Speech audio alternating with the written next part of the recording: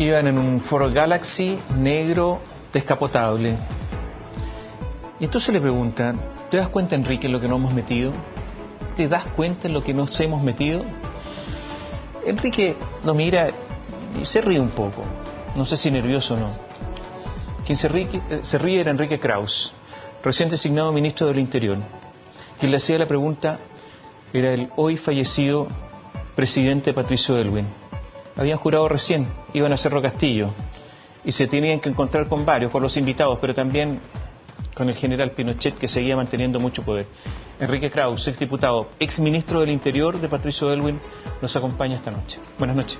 Buenas noches, Tomás. Esa fue la pregunta. ¿En qué nos hemos metido? Sí, pues era la gran duda, era la gran incógnita en que el país se estaba incorporando luego del gigantesco esfuerzo que se había realizado por recuperar la democracia. Y la incógnita derivaba de la serie de trabas y de ajustes pendientes que teníamos que realizar. Pero yo creo que fue una pregunta propia del momento que pasábamos. Habíamos tenido un pequeño episodio porque ese auto, el Ford Galaxy famoso, no lo habían entregado, pero no habían entregado las llaves, así que afortunadamente lo hicieron caminar haciendo los contactos. ¿Le hicieron un puente al auto? Exactamente. ¿No entregaron las llaves? No entregaron las llaves, lo dejaron estacionado y no entregaron las llaves. Entonces, bueno, era casi un comentario entre amigos que me formulaba el presidente, pero ciertamente que había una responsabilidad inmanente en la actitud de Aylwin desde que decidió, un poco contrapelo, un poco forzado por las circunstancias, conducir el proceso que en definitiva haría llegar a la recuperación democrática del país. ¿Cuándo se conocieron ustedes? Yo conocí a don Patricio hace más de 62 años, 63. Primero un poco en el terreno político, cuando yo militaba en las corrientes universitarias, y luego cuando fue mi profesor de Derecho Administrativo. Ahí ya nos acercamos. ¿Pero cuál fue el primer encuentro? ¿Cómo? ¿En qué lugar? Fundamentalmente en la universidad. Él era uno de los profesores más destacados y más cercanos no más cercanos, militantes. Ya había sido presidente de la Falange Nacional. ¿Y él lo convenció de ingresar a la DC? No, yo venía por mi propia cuerda. Pero ahí trabamos una amistad. Él tenía un gran ejercicio profesional en esa época y en más de una oportunidad yo era funcionario de carrera del Congreso Nacional, concretamente de la Cámara de Diputados, y él era abogado de la Asociación de Radiodifusores de Chile, de la ARCHI, y había una discusión de carácter parlamentario en relación, no me acuerdo con qué ley, que estaba radicada en la Secretaría, de la cual yo era ayudante, no secretario, sino que simplemente ayudante. Y necesitaba copias a menudo de las que se había dicho Entonces yo me conseguí, yo las redactaba, no había otro elemento técnico que sacar otra copia, y conseguía que el secretario, que era Eduardo Cañas Ibáñez, la certificara. Y ¿Se copiaban a máquina? A máquina, era un congreso absolutamente... El mundo era sin técnico. Todavía era la época del roneo. ¿Y en qué momento Patricio Aylwin le ofrece el Ministerio del Interior? ¿Qué le dice? A ver, yo en general cuando asumí, y en general en las actividades que he tenido de conducción de campaña, que han sido, no de conducción, sino de participación en campaña, que han sido varias, en general he preferido ejercer en la sede central. El centralismo político funciona incluso desde el punto de vista de las campañas presidenciales o parlamentarias. Y entonces siempre me he reservado, en general, me reservaba más bien, el quedarme en Santiago. Concretamente en la campaña de don Patricio, el presidente del comando era Enrique Silva Chima, y yo operaba de secretario general de la campaña. Y entonces mi trabajo era arbitrar todas las medidas posibles para realizar el trabajo a todo el país. Pero siempre me reservaba acompañar por lo menos una concentración en provincias, porque naturalmente que eso te da el sentir, la sensibilidad de cómo está la campaña, el sentir el apoyo al candidato siempre es estimulante para quien está o quien realizaba ese tipo de funciones. Y esto fue en Antofagasta. Fuimos la última concentración en región, antes de la gran concentración en Santiago, que culminaban todas las campañas, fue en Antofagasta. Yo lo acompañé, y cuando regresábamos en el avión, don Patricio me dijo, o Patricio, porque en esa época nos tuteábamos, cuando fue presidente era el presidente, y cuando después volvió a ser Patricio. Patricio me dijo, bueno, ¿y qué cargo quieres tú? Porque ya parece inminente que nos va a ir bien. No, le dije, yo no quiero nada, si yo tenía la posibilidad parlamentaria por ahí, tú me pediste que trabajara en la campaña, me vine, así que no aspiro a nada. No, pero te has portado tan bien, ¿a qué aspiras tú? Entonces yo le dije, mira, si me estás preguntando eso, a mí me gustaría el Ministerio de Relaciones Exteriores, porque me dijo que las aspiraciones mías estaban en el nivel de ministro, ¿no? Ministerio de Relaciones Exteriores, me dijo, es lo único que no te puedo dar. Es lo único que no te puedo dar porque lo tengo comprometido con Enrique Silva, también amigo de él y amigo mío. Bueno, le dije entonces no, me dijo, yo pensaba para ti el Ministerio del Interior. Yo había sido subsecretario del Interior en el gobierno de don Eduardo Frei, así que era un gallinero conocido, así que me pareció más o menos adecuado. Le dije, si a ti te parece, ahí estaremos. Y eso fue, así entramos. Cuando ustedes entran a la moneda, se encuentran con una moneda vacía, que no había nada, no había máquina de escribir, no había computador, no había nada. Pero empiezan a sospechar que había algo. Micrófonos. ¿Cómo es que Patricio Aylwin, o alguien le dice a Patricio Aylwin, presidente, que lo estaban escuchando? Partimos, cuando ya es presidente electo, empezamos a planificar, y la verdad es que la experiencia que habíamos tenido quienes veníamos de los gobiernos democráticos, o sea, del gobierno del presidente Allende, del gobierno del presidente Frei, fundamentalmente, no habíamos pensado en todo este sistema nuevo que existía en la conducción de los intereses de gobierno, que eran realizar labores de inteligencia y labores de seguridad. Normalmente en los periodos anteriores estaban radicados fundamentalmente en las instituciones policiales que entregaban informaciones que las ponderaba el Ministerio Político, que era el Ministerio del Interior. Entonces ahí empezamos a pensarlo y dijimos, bueno, ¿cómo hay que revisar todo esto? Y no teníamos ninguna posibilidad, porque naturalmente no había mayor aproximación con las instituciones armadas y ni siquiera con las de orden, de tal manera que estábamos... ¿No confiaban en Carabineros? Todavía ni en la policía de investigación. Siquiera lógico. Entonces, hablamos con el gobierno el gobierno español, que era un gobierno amigo, ahí estaba Felipe González, y a través de Felipe González conseguimos que se hiciera, a través del organismo de seguridad de ellos, un rastreo, y se encontraron bastantes micrófonos en la moneda. ¿Y eso se lo representó el presidente Aylwin a las Fuerzas Armadas? ¿A alguien? No creo que haya habido una información de esa especie, sino que simplemente se hizo el barrido y se encontraron algunos, no tampoco un número exagerado, pero algunos. ¿Qué pensaba Patricio Aylwin de Pinochet?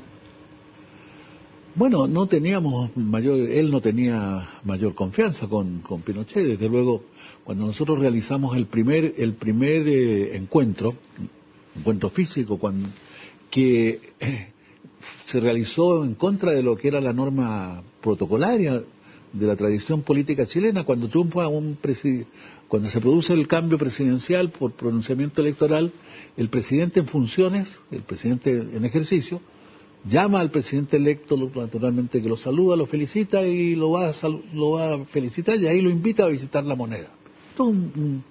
Aquí nunca recibimos ninguna invitación a la moneda hasta fines del mes de febrero, cuando íbamos a asumir nosotros en marzo. Ahí el ministro del Interior, Carlos Cáceres, que había servido un poco de relacionador para la supuesta entrega del gobierno, que fue una entrega simplemente formal, porque nos entregaron algunos antecedentes, pero nada más, pero que se cumplió con cierta regularidad.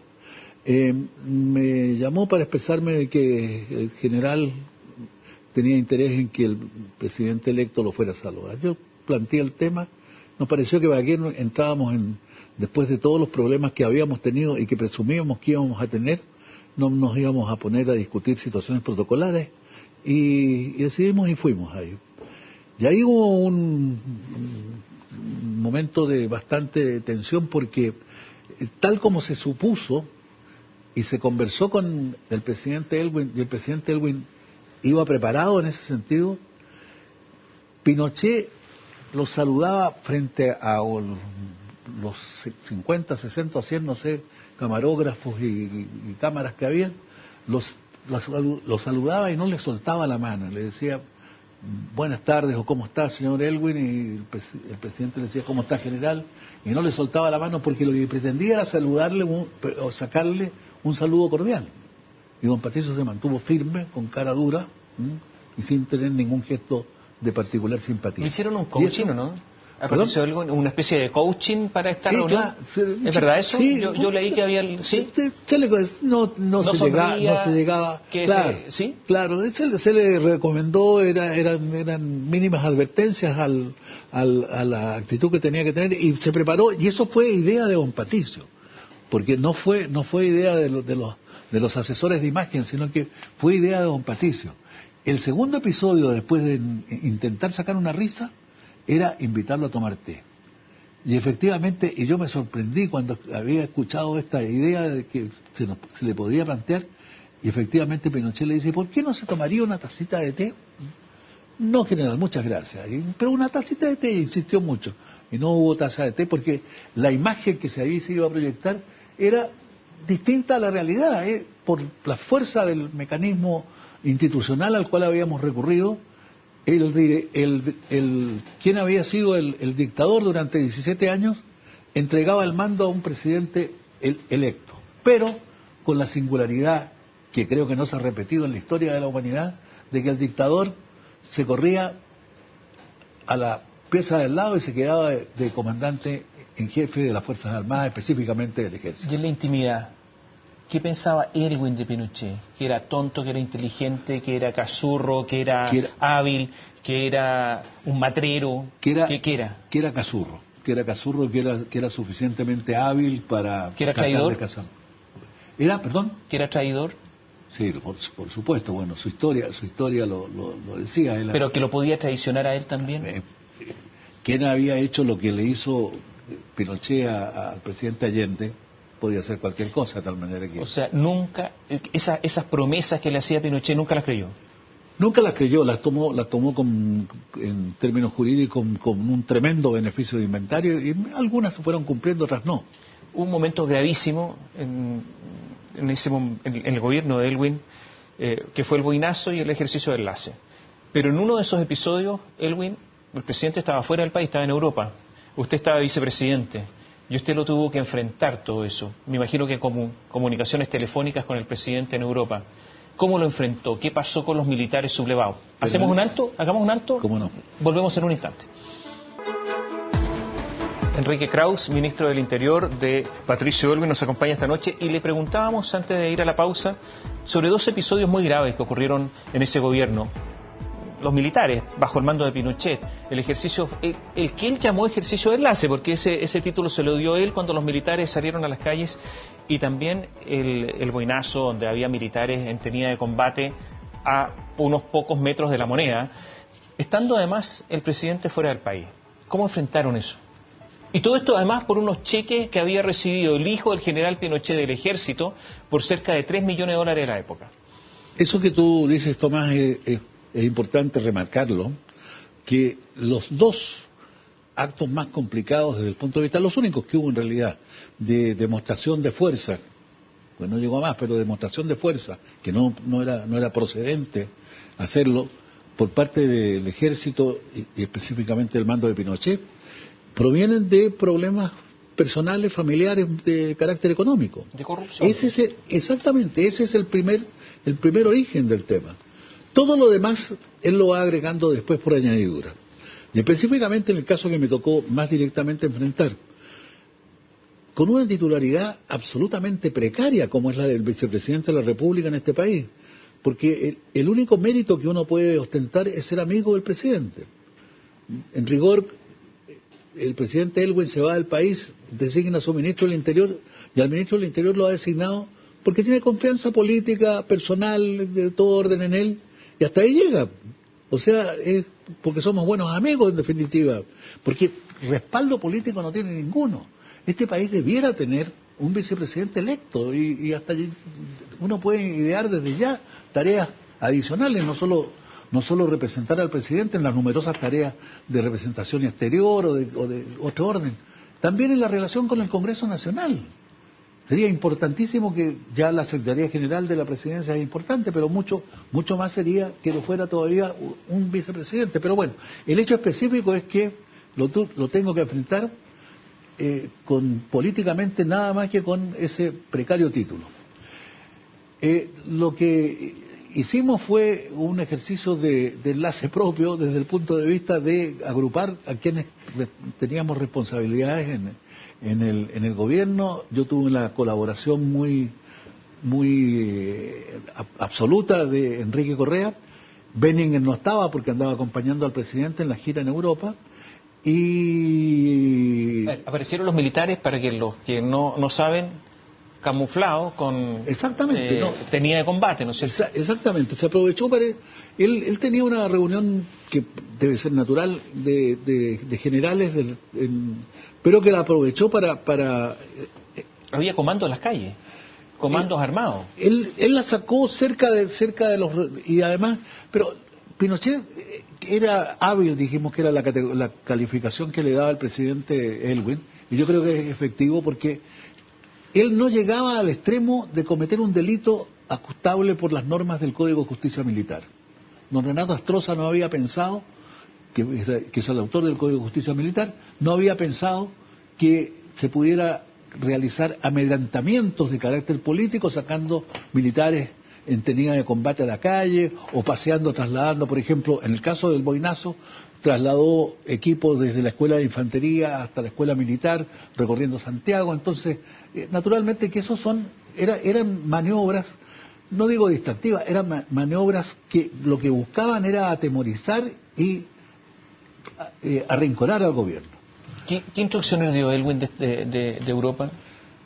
Bueno, yo le había planteado incluso al presidente Elwin cuando él se marchaba, él se fue un día sábado, me acuerdo, el viernes almorzamos en La Moneda, Benninger, Enrique Correa, el presidente y yo, y el presidente al irse me dijo, bueno, le dejo el país en calma. Pero yo justo antes había sido informado por el presidente del Consejo de Defensa del Estado, Guillermo Piedrabuena, me había llamado para decirme que el presidente había convenido de que correspondía realizar la calificación de la quiebra de la empresa del hijo mayor de Pinochet. Entonces eso me pareció, bueno, la calificación de esa quiebra iba a ser una quiebra culpable, fraudulenta, de tal manera que iba a ir a la cárcel. Entonces ahí la respuesta de don Patricio fue la respuesta típica de un abogado. La ley es para todos, así que yo naturalmente que también soy abogado, también asentí de que efectivamente la ley era para todos, pero en este caso el tema es que afectaba al hijo de Pinochet. El otro era un tema de carácter gremial, de un problema del magisterio en esa época.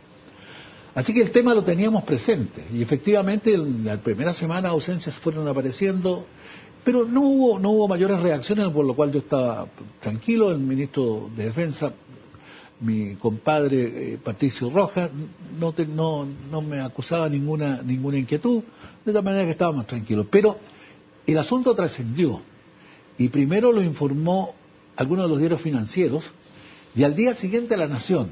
Y cuando apareció en La Nación justo estaba en la reunión de generales y ahí entonces planteó, pero el planteamiento que no me lo dio a conocer él, lo transmitió Jorge Ballerino, que era el secretario general del Ejército, el hombre de confianza en ese momento de Pinochet, decía relación con el tema de la calificación de la quiebra del hijo. Posteriormente él fue agregando nuevos elementos. ¿Conversaron con Pinochet? ¿Usted conversó con Pinochet? Sí, yo conversé con Pinochet porque este asunto partió un día viernes. El viernes, bueno, que hubo un gran reclamo por parte por la publicación en el diario La Nación. Se pretendió que nosotros diéramos la orden de que prácticamente que se recogiera la edición o se reemplazara por otra edición. Obviamente que nosotros le dijimos que no nos correspondía.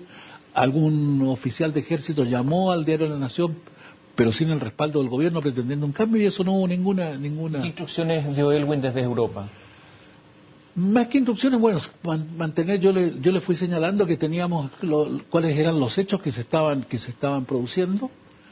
En una sola oportunidad de las conversaciones me preguntó si yo estimaba que era necesario que él regresara al país. El juicio que teníamos y que naturalmente yo compartía es que ese solo hecho ya era un triunfo para Pinochet. Y le dije, hasta ahora, presidente, estamos manteniendo la cosa, fuimos manejándolo. El día domingo yo tuve una audiencia, una reunión en Casa de Ballerino con Pinochet, porque me pareció que eso no lo podría haber hecho el presidente. El presidente, que tiene la majestad del triunfo y que representa al pueblo de Chile, no podía juntarse con quien estaba en esa actitud. Yo, que vuelvo a repetir mi primera, extremo las cosas, el amigo del presidente, el que le dejaron a cargo en la casa, podía hacerlo eso, porque me pareció que era importante. Y efectivamente tuvo una reunión a la cual él se negó a recibir al ministro. Sigamos, ¿no? Se cayó algo, no hay problema. Al ministro Rojas. Está penando Pinochet. al ministro Rojas. A ver, vamos a esperar porque hubo un problema de micrófono, pero lo vamos a solucionar. Sí, pero nos van a arreglar todo esto. Yo quiero recordar que en esa época muchas personas se alarmaron. Sí, lo vamos a arreglar. Muchas personas se alarmaron, incluso hubo voces de algunos que pensaron que venía otro golpe. Sí, claro. Algunas personas incluso dijeron que podían llegar y asilarse. Algunos incluso dijeron, habrá que asilarse de nuevo. Entonces pasó de todo. O sea, no fue algo fácil ni mucho menos, sino que posiblemente en ese momento algunos pensaron, viene un segundo golpe de Pinochet. Se vivieron momentos de extrema tensión en ese momento. Por eso le preguntaba qué instrucciones le dio Elwin, porque yo no sé si usted sabe, me imagino que lo sabe más que yo, algunos incluso dijeron hay que asilarse de nuevo. Es muy posible, no, es muy probable, no, concretamente no, pero la verdad es que el hecho era importante, era relevante. Entre medio tuvimos al día siguiente, esto es un viernes, el sábado se casó una hija de Eduardo Frei Ruiz-Tagle. Entonces estaba ahora se llaman las élites políticas, la élite política de gobierno estaba allí y la consulta era esa. Al día siguiente tuvimos, el día domingo, una elección primaria entre Ricardo Lagos y no fue la de Ricardo Lagos y Eduardo Frei, y triunfó Eduardo Frei como candidato. Y entonces el tema estaba naturalmente latente. Yo para sacarle aire al globito, en la expresión que me enseñó Bernardo Leighton, mi primer jefe político, Bernardo decía que siempre había que preocuparse de que no se le reventara el globo. Y entonces para sacarle aire al globito, lo que me sacrifiqué y me acompañó porque a Rojas no lo aceptó, no lo podía ver, porque Rojas hizo el papel que le correspondía de controlar todos los excesos en los que se metía. Le hago algunas preguntas rápidas. ¿Qué pensaba Patricio Elwin de Allende? Yo creo que no creo haber conversado tan específicamente, pero pienso que le creía como un luchador político de carácter social de la izquierda. No le creía una convicción socialista marxista, y creía que era posible llegar a entendimientos con él. Por eso que se intentó hasta última hora. Ahora, tenía una pésima opinión de su gobierno. Allende hizo un mal gobierno que cayó por las debilidades de él, o sea, lo creía un hombre débil. Es que es cierto, que el gobierno de Salvador Allende no fue un buen gobierno, y es cierto que él tuvo yo pienso, aquí la apreciación es personal, no atribuible al presidente Elwin, pero yo creo que Allende no tomó la definición que tenía que tomar, y estaba conminado por su imagen del socialismo castrista, y él quería hacer el socialismo con sabor a vino tinto y a empanada, y ahí se enredó. Si tuvo arrepentimiento, Elwin, posiblemente el gran arrepentimiento fue haber hablado en favor del golpe o justificar el golpe después del golpe, los primeros días. ¿Ese fue su gran arrepentimiento u otro? No, yo creo que no lo calificaría como arrepentimiento, sino que una frustración. Él creyó siempre posible llegar a un entendimiento y un arreglo. Se hicieron gestiones hasta última hora y eso no se logró. Y luego, bueno, la gran frustración, es no haber cumplido todo lo que se quiso proyectar, aquello de todo dentro de la medida de lo posible. ¿Elwin creía que Frei Montalva fue asesinado? Al final sí. Al final de los elementos que cuando se fueron entregando antecedentes respecto de lo que ocurría en este país, era perfectamente posible asumir la tesis que se planteaba del asesinato del presidente Frei. Leo una entrevista a Patricio Elwin del año 2005. No cualquier mujer puede ser presidenta.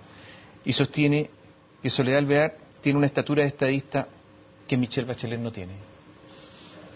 Bueno, ¿No creía en Michelle Bachelet? No, sí creía. Lo que pasa es que tenía una buena apreciación, pero no es una comparación que hace con respecto de la Soledad, que es una persona que ¿Mantuvo esa apreciación hasta el final? No creo. Es que yo creo que ha tenido un buen juicio de la presidenta Bachelet ¿Cuál fue el aporte de Elwin? Porque al final, de los tres personajes, de los cuatro grandes personajes de la última mitad del siglo XX, Frei, Pinochet obviamente, por su importancia, Elwin, no está quedando prácticamente, era el último. Elwin, yo creo que, desde luego la recuperación... Perdón, me faltó Allende, ¿no es cierto? Frei, sí, Pinochet, claro. Allende y Elwin fueron los que marcaron la segunda mitad del siglo. Exactamente. Era el último. ¿Cuál fue el aporte de Elwin? La recuperación democrática, el intento por lograr la unidad de los chilenos que no se ha logrado lamentablemente todavía, lograr los equilibrios macroeconómicos para seguir realizando el crecimiento económico del país con participación social, con atención de los sectores más pobres y modestos del país. La recuperación de los sectores más necesitados fue notable en el gobierno del presidente Elwin. Y el haber logrado que este país haya podido volver a los cauces tradicionales, con todas las deficiencias de los cauces tradicionales, pero en la autenticidad de lo que ha sido la historia de este país. Y la Comisión Rettig, que la la convocó solamente un mes después de haber asumido. Porque era sin duda, es el tema de los derechos humanos. Él siempre pensó que entre el tema, la duda entre la libertad y la justicia pasaba porque la libertad solo podría abrir camino a la justicia. Libertad sin justicia no valía la pena. Lo escribió en el libro recordatorio del asesinato del padre Yallam.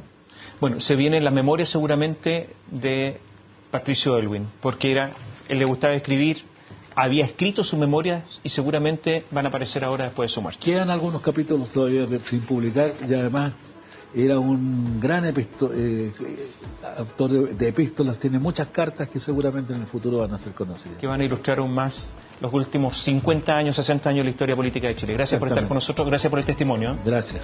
Enrique Krauss, exministro del Interior de Patricio Elwin, en un testimonio a propósito de la muerte del expresidente. Buenas noches.